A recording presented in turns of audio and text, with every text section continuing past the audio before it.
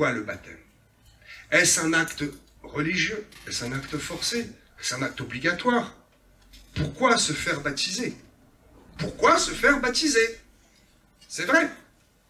Est-ce que quelqu'un vous y est obligé, mes amis? Je vais vous reposer cette question dans quelques instants, lorsque vous passerez ici même. Peut-être vous êtes-vous demandé, mais où est le baptistère? Surprise. Bon, vous l'avez vu, ce n'est pas une surprise. Il est ici même. Un baptistère authentique fait en vraie pierre, comme cela se faisait à l'époque. Oh, une baignoire suffit aussi. Mais le symbole est là.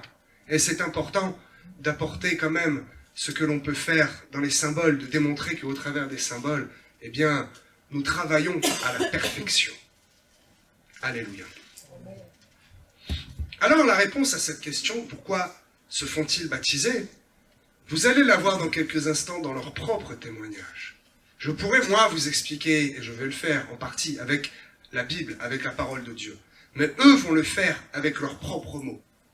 Et cela est un témoignage, ce que l'on appelle un témoignage vivant.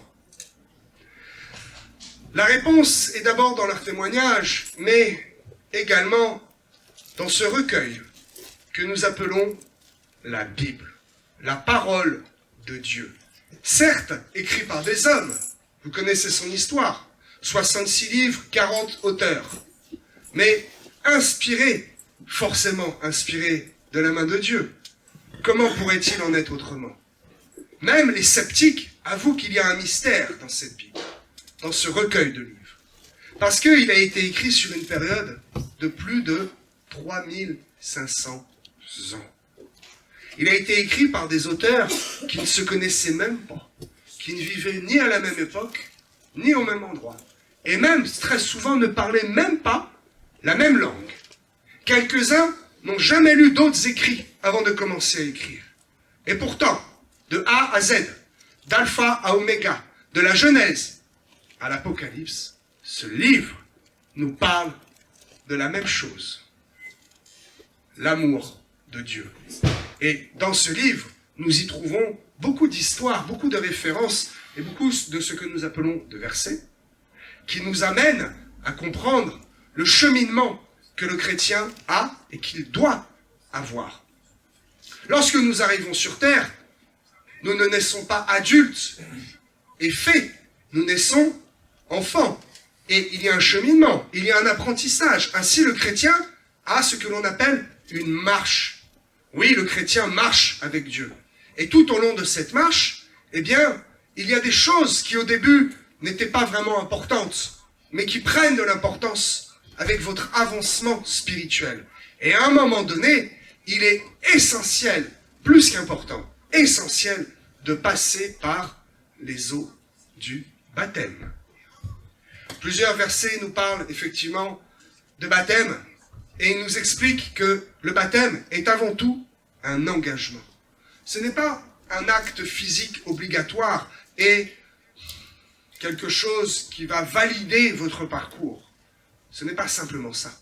Pas du tout. Et tous ceux ici qui ont déjà été baptisés peuvent l'attester. C'est un souvenir énorme, exceptionnel. Probablement le jour le plus beau de votre vie. C'est pour cela qu'il faut prendre les formes. Il faut prendre un peu le temps de vous expliquer. Et prendre le temps de lire la parole de Dieu. Parce qu'au travers de la prédication, ne savez-vous pas qu'il y a une onction qui est communiquée? Il y a un type d'onction qui est communiqué au travers de la parole. Lorsque vous citez la Bible, c'est très bien, vous citez la Bible. Mais lorsque vous ouvrez la Bible et que vous lisez les mots écrits, je vous le garantis, il y a une puissance différente. C'est ce qui est appelé la puissance de la parole. Alors, je le disais à peine, le baptême est un engagement personnel. Et le baptême doit être fait en connaissance de cause. Vous le savez, c'est ce qui différencie principalement le mouvement catholique du mouvement évangélique. Nous avons choisi, non, nous avons simplement bien lu la parole de Dieu, de baptiser des adultes. Parce qu'un enfant n'a pas son mot à dire.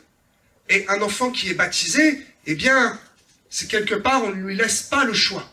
Et la Bible est claire là-dessus. Cela ne s'appelle pas un baptême, cela s'appelle une présentation. Comme Jésus lui-même fut présenté à son 8e jour. L'enfant, on le présente à Dieu.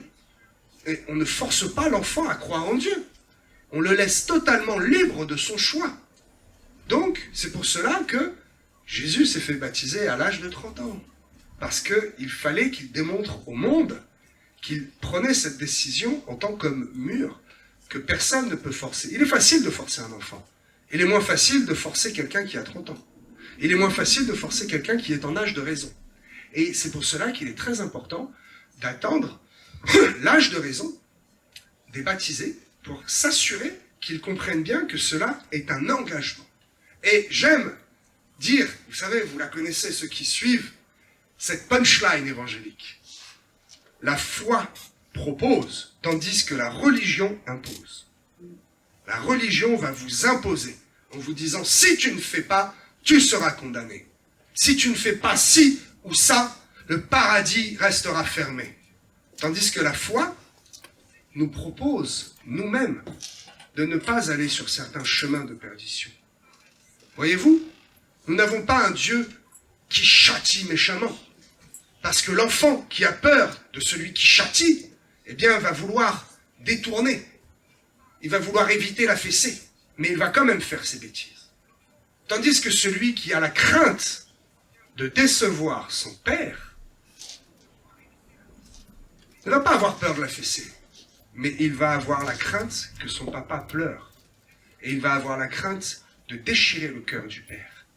Et donc, ce n'est pas parce que c'est interdit qu'il ne le fera pas. Il ne le fera pas parce que cela n'est pas à la gloire du Père. Parce que cela ne sert à rien. Et parce que cela risque d'attrister le Père. Voilà la différence entre la foi et la religion. Et ainsi, comme nous ne sommes pas des religieux, eh bien, le baptême est une proposition.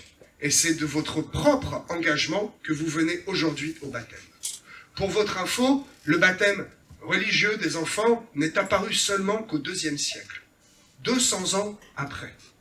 Et aujourd'hui, l'Église catholique se rend compte qu'effectivement, il est préférable probablement de baptiser des adultes. Très bien. Ouvrons la parole de Dieu.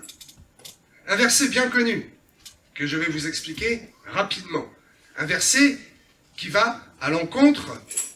Encore un petit instant, Marcel. Encore un tout petit instant. De la religiosité.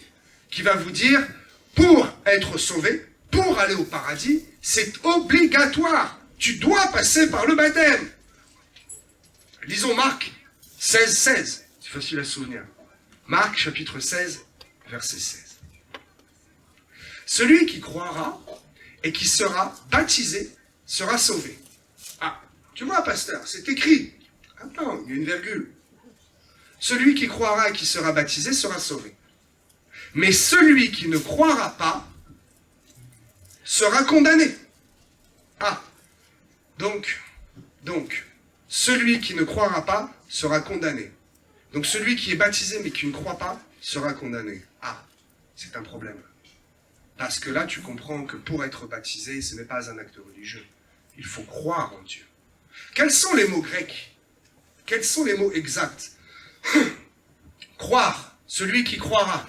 Ce n'est pas tout à fait pisti. C'est pisteo, une légère différence en grec, qui veut dire avoir confiance. Croire, c'est d'abord avoir confiance en Dieu.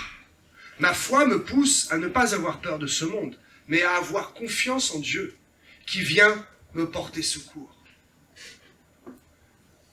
Quelques-uns sont venus en voiture ce matin, et vous avez eu confiance en Dieu. Et je vous le dis, Dieu a envoyé un ange devant vous, pour que l'accident soit évité, Jean-François. Parce que vous avez cru. Parce que vous avez eu confiance. Quand un enfant court vers son père, au bord de l'estrade, ou, je le fais avec mes petites filles, au bord de la table, l'enfant n'a aucune crainte de tomber. Parce qu'il a confiance en celui vers lequel il tend les bras. Ainsi, j'ai confiance en Dieu. Ainsi, ma foi est manifestée. Pistéo.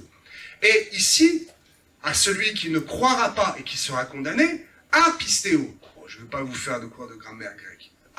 Qui n'est pas. Apistéo. Cette fois, ce n'est pas celui qui n'a pas confiance. Ah bon? Pourtant, on pourrait croire. Non. C'est celui qui trahit une confiance. C'est celui qui est infidèle. Nous devons être fidèles à Dieu, vous savez. Les athées, ceux qui se disent athées, sont très très peu. On ne peut pas dire il n'y a aucune puissance. Aucun Dieu n'existe. Regardez autour de vous. Comment le corps humain est-il fait? Comment l'enfant est-il formé dans le ventre de la mère? Nous allons en parler. Comment l'arbre pousse et la nature est faite? Ce fameux dicton, est-ce l'œuf ou la poule? Peu importe. Tu peux chercher la réponse, tu vas tourner en rond. C'est Dieu en premier qui a fait. Peu importe que ce soit l'œuf ou la poule. Physiquement, c'est impossible à expliquer. Mais spirituellement, c'est écrit ici. Dieu fit les cieux et la terre. Shamaïm. Je vous expliquerai ultérieurement. Alléluia. Donc, nous avons ici la preuve que celui qui est baptisé, s'il n'a pas la foi, ne sera pas sauvé. Mon ami, le baptême n'est pas un acte religieux et une certification de ton salut. Vous le savez, n'est-ce pas? Puisque nous nous sommes entretenus et nous avons déjà discuté de cela. C'est la foi qui nous amène au salut. Cette foi est nommée pistis, et qui veut dire fidélité. Pistis égale foi, pistis égale fidélité. La foi se manifeste dans notre fidélité. Car il est écrit dans Éphésiens chapitre 2, verset 8, c'est par la grâce que vous êtes sauvés, par le moyen de la foi. Nous ne sommes pas sauvés par nos propres œuvres, nous ne sommes pas sauvés parce que nous passons par le baptême, nous ne sommes pas sauvés parce que nous faisons ci ou ça, parce que nous prions à chaque repas, nous faisons nos 3 prières par jour, matin, midi et soir. Ce n'est pas pour cela que nous serons sauvés. Nous sommes d'abord sauvés par la grâce. Parce que si nous étions sauvés par nos propres actes, quel serait l'amour de Dieu?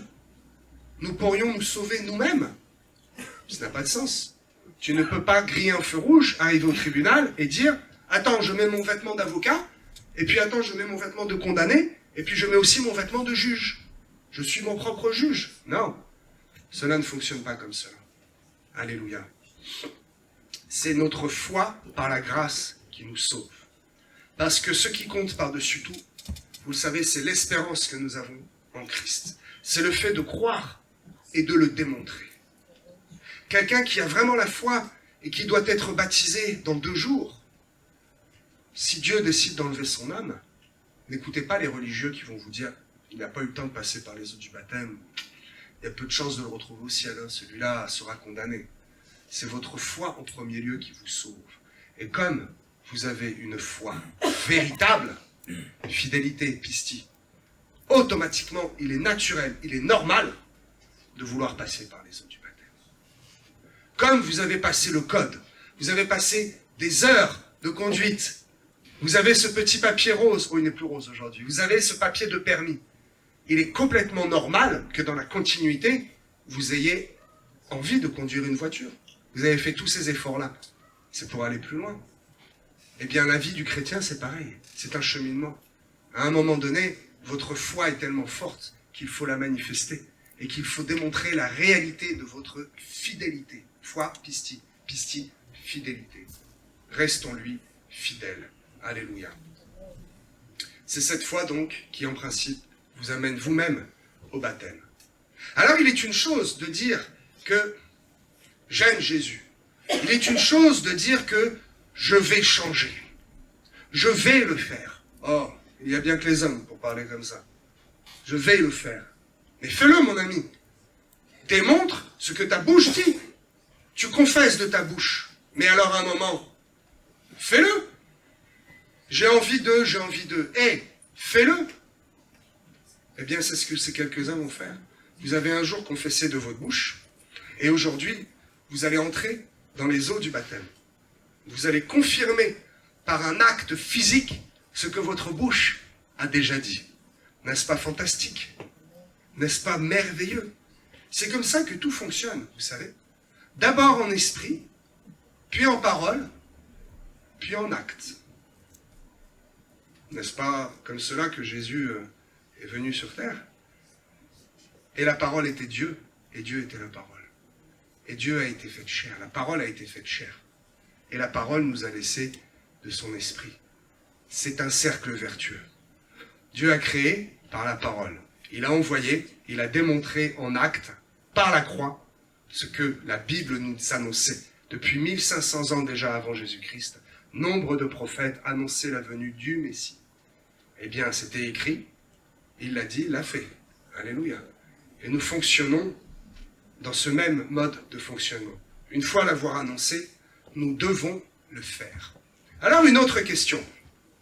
Pourquoi est-il utile de passer par l'eau? Une petite prière, n'est-ce pas? Ne suffirait-elle pas? Alléluia, sois baptisé. Comme ce bizarre, là, sectaire, Raël, avec ses cheveux, là, tout chelou. Vous vous souvenez de cet homme?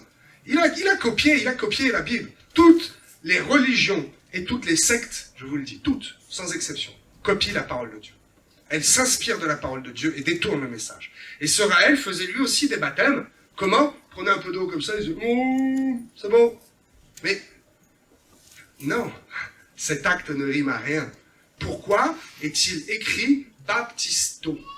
Immergé, plongé totalement. Parce que c'est très important. Le symbole de l'eau n'est pas qu'un seul symbole. Comment naissons-nous? Lorsque nous arrivons au monde, hommes, femmes, peu importe, depuis toujours, c'est le même fonctionnement. Dans le ventre de la mère. Qu'y a-t-il dans le ventre? De l'eau. Nous naissons dans l'eau. D'ailleurs, ne dit-on pas, quand une femme, oh, elle perd les os. L'enfant va arriver, elle a perdu les os. Rien, absolument aucune forme de vie ne peut vivre, ne peut s'épanouir, tout simplement vivre sans eau. Ces grands scientifiques qui veulent aller absolument sur des planètes très lointaines avant de s'occuper de ce qui se passe sur Terre. Mars, la première condition, c'est de trouver de l'eau. L'eau égale la vie. Alléluia. Voilà la compréhension de ce symbole qui est énorme. Et ce n'est pas seulement un symbole. L'eau. L'eau, quand il est question d'eau vive, il est question de la parole de Dieu. Savez-vous pourquoi? Allez, petite info supplémentaire. L'eau est assimilée à la parole de Dieu. Vous allez être plongé dans la parole de Dieu, immergé totalement. Pourquoi l'eau est-elle la parole de Dieu? Tout simplement parce qu'à l'époque, ils n'avaient pas de tablettes ou de beaux livres et de beaux cahiers comme aujourd'hui. Ils écrivaient sur des rouleaux. Et donc, ils déroulaient le rouleau et ils écrivaient en hébreu puis en grec. Et l'écriture, pour celui qui n'a jamais lu l'hébreu, c'est un peu du charabia et ça fait un peu des vagues. Et c'est très spirituel. Parce qu'au travers de cette eau de la parole, nous sommes abreuvés du message de l'évangile de Jésus-Christ. Moïse qui fait sortir de l'eau du rocher, n'est-ce pas? L'eau de ce monde, tout comme la nourriture de ce monde, ne nous suffit pas. Il nous faut une nourriture spirituelle. Et il nous faut nous abreuver au rocher qui est Christ. Je vous l'ai dit, tout est lié. Et ici, l'eau n'est pas seulement un symbole. Alors pourquoi pas 3 petites gouttes comme font quelques-uns? Parce qu'il faut une immersion totale. Comme Dieu a immergé totalement le monde lors du déluge. Lisons un peu la parole de Dieu, n'est-ce pas? Romains chapitre 6, verset 3. Une explication de l'immersion. Ignorez-vous que nous tous qui avons été baptisés en Jésus-Christ, c'est en sa mort que nous avons été baptisés. Tiens donc. Nous avons donc été ensevelis avec lui par le baptême en sa mort, afin que comme Christ est ressuscité des morts par la gloire du Père, de même, nous aussi, nous marchons en nouveauté de vie. La vie passée, les condamnations passées, les souillures du passé, mes chers amis, vont rester là. Et le symbole de la robe blanche est plus qu'un symbole. Au moment où vous allez sortir la tête de l'eau, vous redevenez pur pendant quelques instants. Abstenez-vous de toute pensée mauvaise. Tenez-vous loin de toute grossièreté, de toute image vulgaire, de toute musique bizarre, pendant un maximum de temps. Et restez dans cette atmosphère, dans cette bulle spirituelle. Parce que oh, ce n'est pas simplement naître de nouveau. Vous êtes né de nouveau le jour où vous avez fait métanoïa, où vous vous êtes converti, vous avez fait demi-tour. Mais ici, vous allez le démontrer, encore une fois, et j'insiste, physiquement, dans les eaux. Vous allez être immergé complètement dans les eaux de la parole. Et lorsque vous allez sortir de l'eau, c'est 2 étapes, l'immersion et puis le moment où vous allez sortir. lorsque vous allez sortir de l'eau, vous allez manifester et entrer pleinement dans cette vérité qui nous est décrite dans 2 Corinthiens 5, 17. Si quelqu'un est en Christ, il est une nouvelle créature. Les choses anciennes sont passées. Les choses anciennes vont rester là, derrière vous. Et c'est un nouveau départ que vous prenez. Et il ne vous sera pas donné 50 fois l'occasion de prendre un nouveau départ. Lorsqu'un criminel paye un avocat très cher, l'avocat est capable d'aller au tribunal et de dire on efface le B1 et le B2. Et l'avocat se tourne et dit c'est un nouveau départ pour vous. Votre casier est vierge. Vous êtes lavé. Ne recommencez pas, s'il vous plaît. N'allez même pas griller un feu rouge, ce serait dommage. Ces eaux du baptême sont réellement le symbole d'un départ complètement nouveau dans votre vie. Vous l'avez dit, vous l'avez fait. Et j'insiste vraiment, vraiment, vraiment là-dessus. Lisons 1 Pierre, chapitre 3, verset 21.